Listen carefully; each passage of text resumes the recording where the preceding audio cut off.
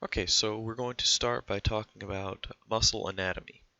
So in this lecture, you will be seeing the common structures that we'll be talking about throughout this unit and this semester. So this is going to serve more as a brief overview of the anatomy of a muscle and its substructures. All right, so to begin with, muscles pull on tendons, okay? This we should know by now, but tendons are attached to bones, and the muscle produces the force. That force is conveyed down the tendons and then to the bones, right? So if the muscle produces a greater force than the load, then you have motion. Okay, it's simple physics. Okay, so now let's look at a brief overview of the structures and how that kind of happens. Okay, so you see here we have tendons. Okay, so that's going to go and attach to a bone.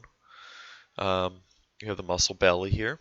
Okay, so the muscle belly is kind of the highest stratification of bundles that you have. Okay, so because a muscle belly is really just a structure of big bundles that they go to smaller bundles, which you have even smaller bundles. Okay, so it's just a matter of going from the smallest unit down here, the myofilaments, and then the myofibril goes into the muscle fiber, which goes into a muscle bundle here, and then you have the whole muscle. All right, so looking at this, you'll see we have connective tissue, and then muscle tissue or protein. Okay, so the biggest layer or the biggest stratification of connective tissue is the epimysium.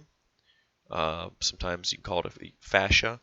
Then you have a fasciculus, also sometimes known as a fascicle. And then within this kind of bundle here, you have the endomysium.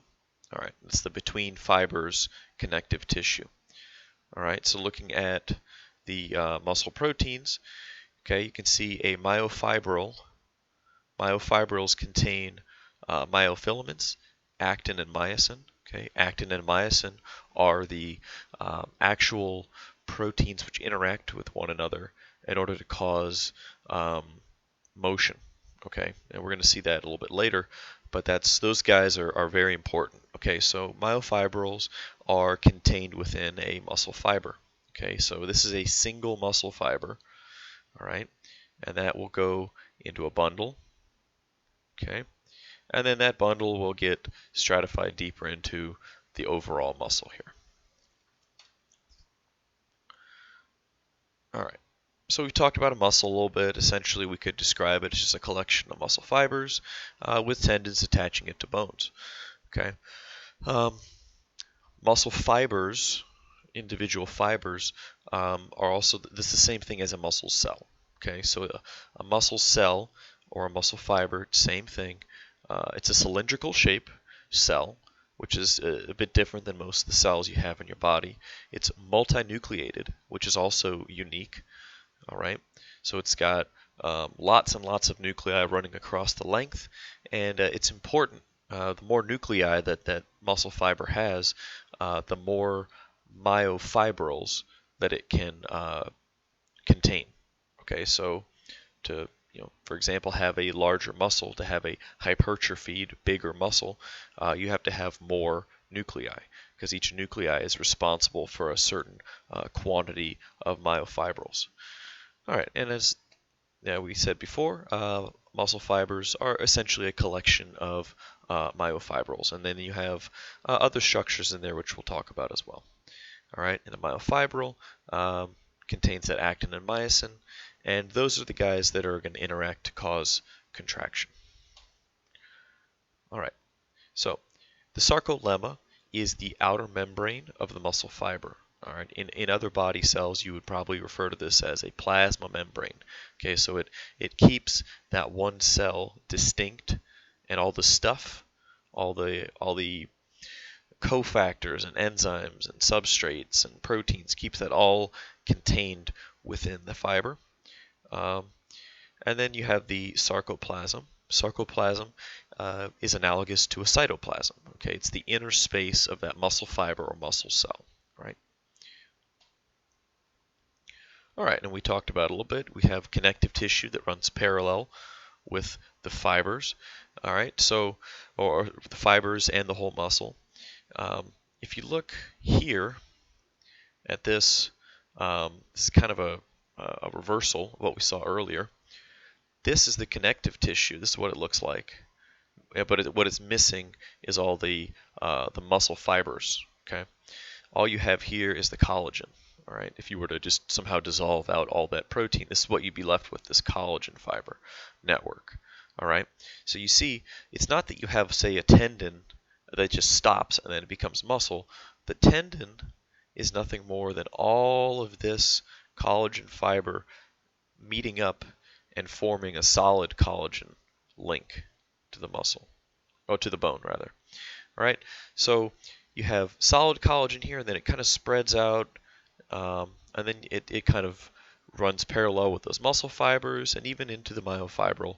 And this connective tissue is really important. Okay, if you don't have good connective tissue, then the contraction of the muscle, although the muscle may contract fine, the conveyance of the force it's producing can be impaired. Okay, so especially when you get into somewhat of performance sports or even geriatric care, you start seeing that connective tissue starts becoming a real training concern. All right, so we looked at this a little bit. Collagen. Collagen is extremely tough. It has a property we call it viscoelastic. All right, so something that is viscoelastic, the best example is really something like silly putty. Okay, if you think about something that's viscoelastic, it's able to stretch. Okay, but it doesn't want to. It resists stretch.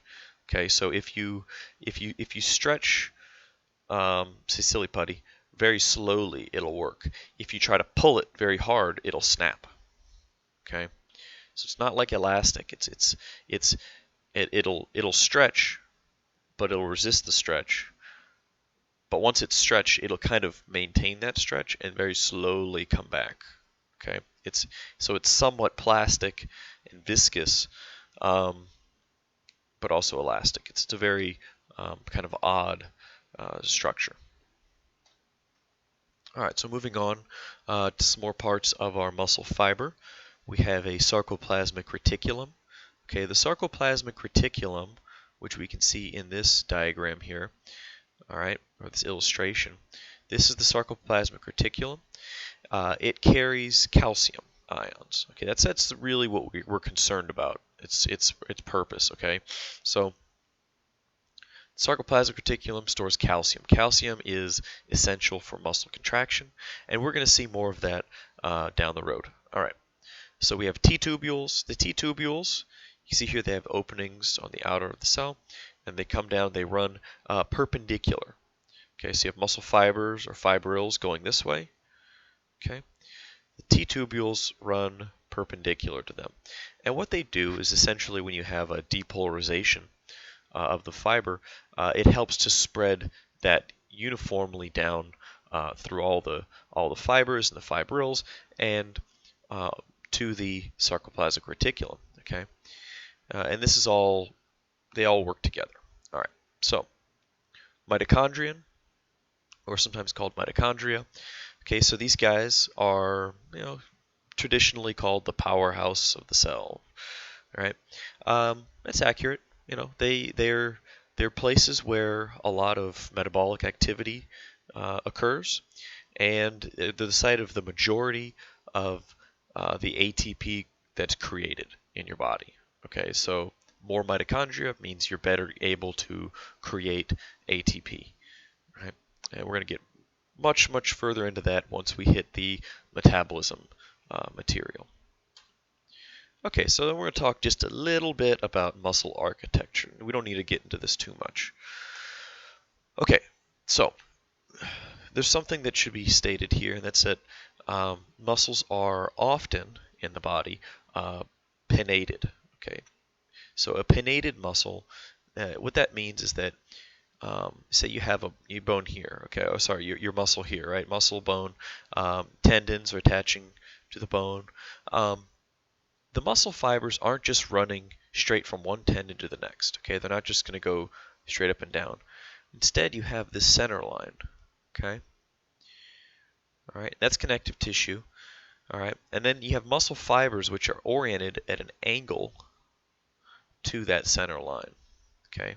We call that angle the pennation angle, all right?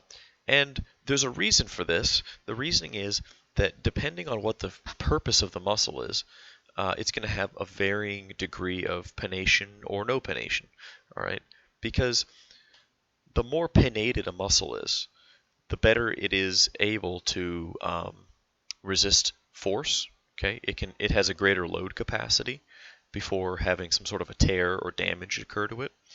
But they're also the downside of that is that it's more resistant to stretch, right? And you're getting less direct transfer of force. So these muscles tend to become bigger, but they're also very hard to tear. So like a good example of this would be something like a gastrocnemius. Gastroc, of course, is the major part of your calf muscle. Okay, so there's two heads back there. Anyway, that's a bipinnate muscle. So if you look at C here, okay, you have a center line and muscle fibers oriented at an angle to that center line. Okay, the muscle fibers will contract at this angle, and they're going to kind of pull on this middle. Maybe you can think about this like a tug of war, if you will. People on each side pulling on one rope, and that's where the actual force is coming down this direction. Okay, so gastroc. You don't see a lot of gastroc tears. It's not a common injury. Okay, you might see tearing of the Achilles tendon. Sure, you might see tendon damage, but the actual muscle itself is very strong. Okay, the muscle itself is not. It doesn't really like to stretch, but it's also not going to take a whole lot of damage typically. So if we go to less pennation, okay, or a lower pennational angle, or even no pennation, for example, there's muscles that are not pennated, such as those in the hamstring. They don't do so well under stress. They have more potential for being injured. So they're not as good at taking load, but they are very good at stretching. The hamstring muscles can stretch to a much greater degree than the more pennated muscles, but they're also more prone to injury. All right, most common sports injury, if you're going to talk about tearing of muscles, it's going to be a hamstring. Okay. So just to give you an idea of roughly the parts of a muscle and how they're oriented, there you have it.